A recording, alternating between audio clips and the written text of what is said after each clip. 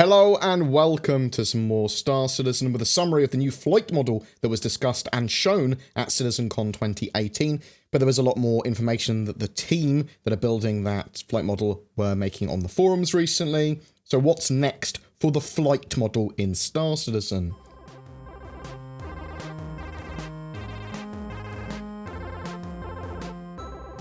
The new flight model will be in our hands with Alpha 3.4 at the end of 2018. They are developing it at the moment, and they're going to go through various changes and iterations based on feedback as well. It is a work in progress. They have retuned and rebalanced every ship in the game as well, though. They want you to feel your ship when you're flying it, for it to be reactive and have deeper systemic sort of flying experience with it. Ships will have their own character, and damage or changes in environment or condition will make them feel different when you're in the pilot seat. Ships will feel heavier and have momentum. Some ships will prefer strafing, some pitching and yawing, some more jousty, some at range, some close range. All ships will feel different, basically, based on their hulls, but also based on what thruster setup you go for with them. So you can change your thrusters out, but also different items like more power plants or whatever, better power plant anyway, will give you a slightly different experience because it's a different item and all those items are now connected, and the more power you can put into certain other systems, the better, that sort of stuff. So controls, throttle and velocity control. They've changed how throttle works. You have direct control over your ship now, or at least more direct control anyway. The throttle is more responsive to input. You increase your target velocity when you increase your throttle and stop speeding up. When you stop increasing the throttle, it will basically hit that as its sort of like wanted speed and your target velocity, which is represented by the yellow dot in the center left side of the HUD in the demo they show. I will try to my best to show images of the new flight model and stuff in the background. Turning will decrease your speed, but then the IFCS will bring it up to the level your throttle is currently set at, your target velocity that you wanted. It will go back up to that. If you bring your throttle down, though, this won't kill your speed. You'll continue at that speed, assuming that nothing gets in your way or slows you down. So you'll need to retro thrust using a separate key, which I suppose gives you this like the similar sort of function that Space Brake would give you to slow you down. But again, you can use that to slow you at a certain rate or whatever, or you can use bidirectional thrust if you've got like a physical throttle with two throttle bits on it. You can have one of them literally being for your retro thrusters. The acceleration control. So this is on the right side, center right of the HUD. This limits the amount of thrust or acceleration that IFCS can use. So this effectively controls how quickly changes in velocity occur. And this means that they don't need a precision or pre-mode or landing modes like that anymore. So you will have all of the flight control you want at any pace. It gives you so much more control over your velocity and acceleration. Afterburner. So Afterburner has been entirely overhauled. AB1 and AB2, so the two modes previous that Afterburner had, with cruise mode being the AB2 one, they've been removed. Boost. What we had as boost before has now become Afterburner. So Afterburners now boost your acceleration of your ship. There are consequences for using your Afterburner. Basically, it just overpowers your thrusters, which you can do manually, literally with the MFDs, pulling it across or whatever, or clicking the overpower button or whatever, or using a key to just quickly use an Afterburner, which is sort of like what it's intended for. But the more you use your Afterburner, the more power it uses, the more fuel it uses, the more heat it generates, and that can cause more wear and tear or failures. And we'll talk about failures and misfires in a minute. Cruise speed. So, how do you accelerate up to cruise? Well, you literally just do that. You accelerate up to cruise in any direction, coupled or decoupled. And you don't need to go into any special mode to do that. You just continue, throttle to max, and just continue to go forward, basically. Basically, the top speed for the ship are now what the cruise speeds we had previously were. That's the idea behind it. Coupled mode will limit your angular velocity if you go above, like, the safe SCM combat speeds, the, like, safe speeds for combat maneuvering, I suppose. So you have less control over maneuvering. Your turn speed is limited once you're going over a certain speed. You can decouple and accelerate to this speed as well, with benefits of being decoupled, although your thrusters giving you velocity in a particular direction, may not be as powerful based on what ship you've got or whatever. So typically your main thrusters are at the rear of your ship.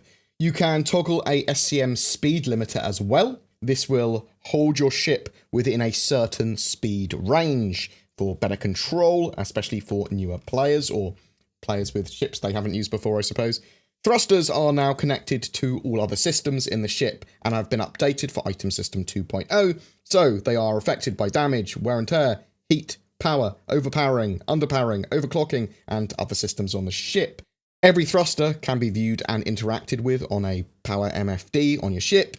Overheating thrusters will then struggle to perform and provide thrust over time. So that given thruster, you'll literally be able to feel instability from overheating thrusters after a while. And it will affect the way your ship flies. It might wobble, or you might be worse at turning, or whatever.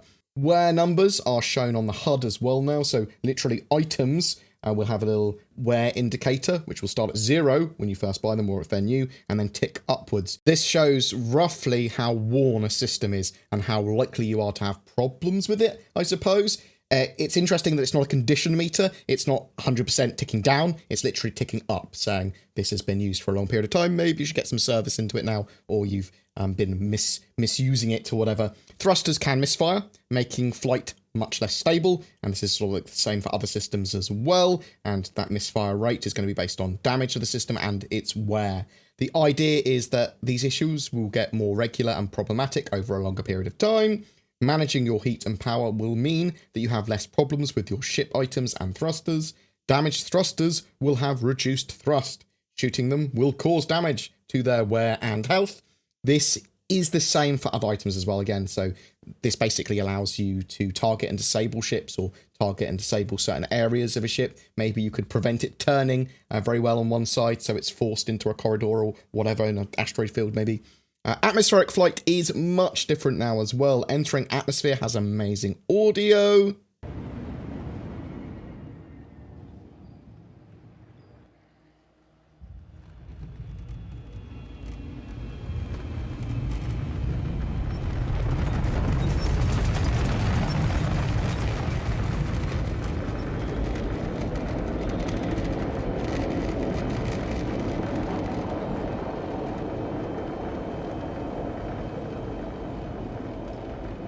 Drag, lift, and turbulence are all now simulated. Wind and turning will affect your ship a lot based on how aerodynamic it is. Now, this is interesting because this gives another element to all ships. Some of them might be great at space flights, but terrible in atmosphere. That sort of stuff. And it obviously is also partly dependent on where the thrusters are on the ship. Heat generated by thrusters will be more in atmosphere as they are under more strain. Combat and racing in both space and atmosphere will feel very, very different from one another. Some other stuff as well, they said towards the end of the presentation. Every ship and thruster has completely new audio. Decoupled has had a load of changes. Dual stick flight has had a lot of attention. AI flight uses all the same systems and flight model. Wingmen will move with you or with their appropriate wing. They're all using that appropriately in the 3.4 patch, I believe.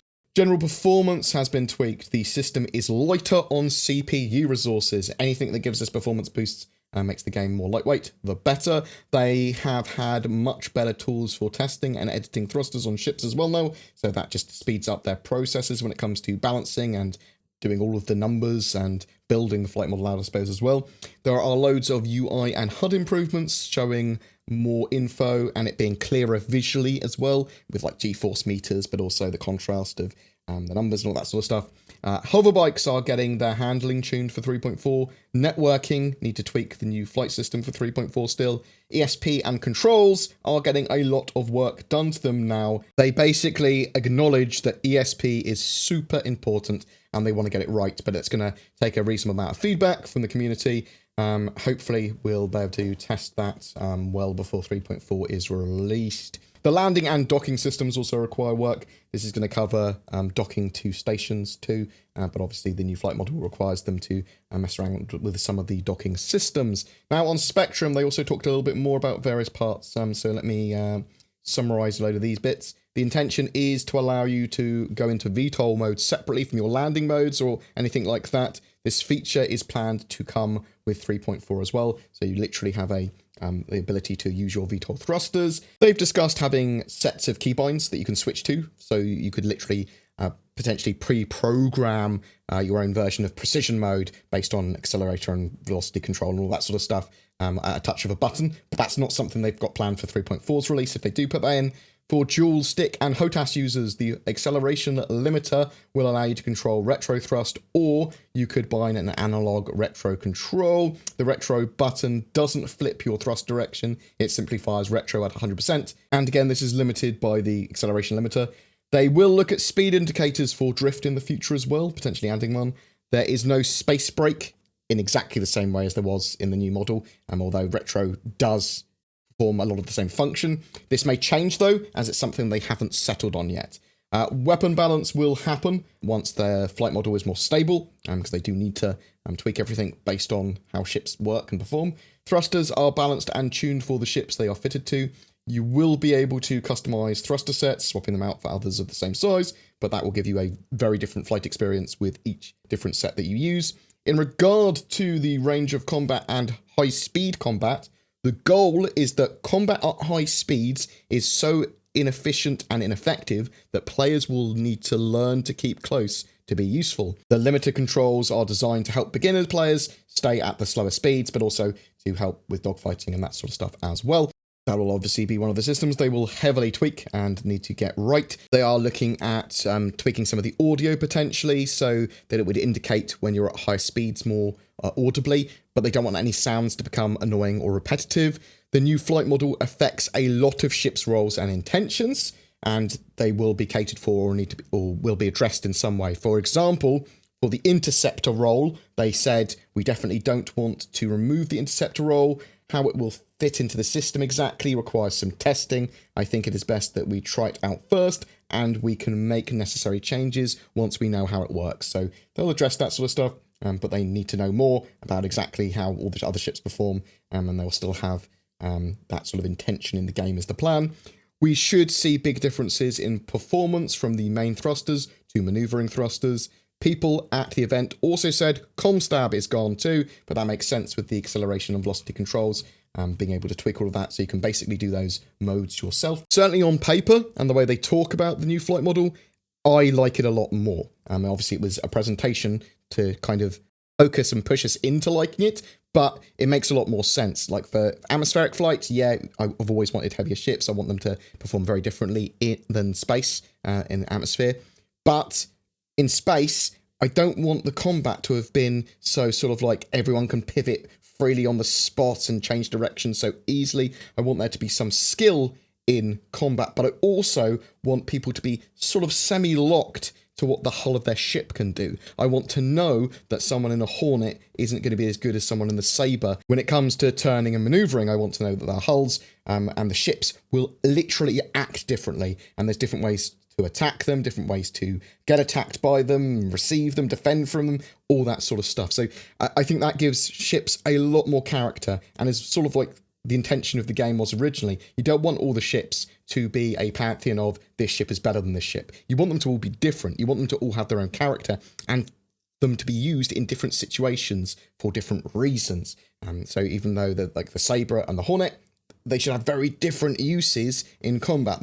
In one-on-one, one might be better than the other in just a pitched battle, but how often is that going to happen in the persistent universe? I'll link a thread down below so you can get involved in the debate and discussion about this, because your ideas and your interpretations of this will help influence the devs that are building it for 3.4. Now, this is probably a system, once we have it in our hands for 3.4's PTU, that we should give as much feedback on as possible. This is one of the major core systems of the game, that flight model. That is so important for us to have our feedback and to get what we want from it as best as possible. Now, obviously, everyone's going to have a bit of a different idea, but discussion of that is going to help make that system hopefully better. So once we get that, I'll do some videos on what it feels like and what I think of it, but also signpost people to try it themselves and to join the debate with that as well. But tell me what you think of all the flight model as it is at the moment on paper down below. Tell me if you like it. Tell me if you don't like it. Do you think they should have kept The old model from 2.6.3. Whatever you think, I'd love to hear from you. My radar have provided a new Anvil Valkyrie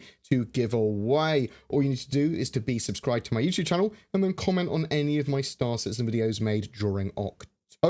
My radar is a mobile app for iOS and Android that provides up-to-the-minute weather information in the US, Europe, and Japan, with service in Australia coming in by the end of 2018. It allows Star Citizen players to view detailed maps of the moons in-game as well. Yela, Selin, and Daymar. A new version will be released this month that includes new features, including outpost markers and updated maps. Today's video is brought to you by F-Secure Total, premium cybersecurity for you and your devices. It includes Safe, an award-winning internet security suite, protecting you from ransomware, viruses, and while browsing the web. Freedom VPN, giving you net privacy, a way to access otherwise inaccessible content, while being secure and anonymous even on public Wi-Fi. Key, a password manager, allowing you to store your passwords securely and access them from any device. Total protects you and your device. You can try F-Secure Total, Internet Security and Privacy Suite free for 30 days. You can also use the code BoredGamer to get 20% off a subscription. Check out the links below for more information.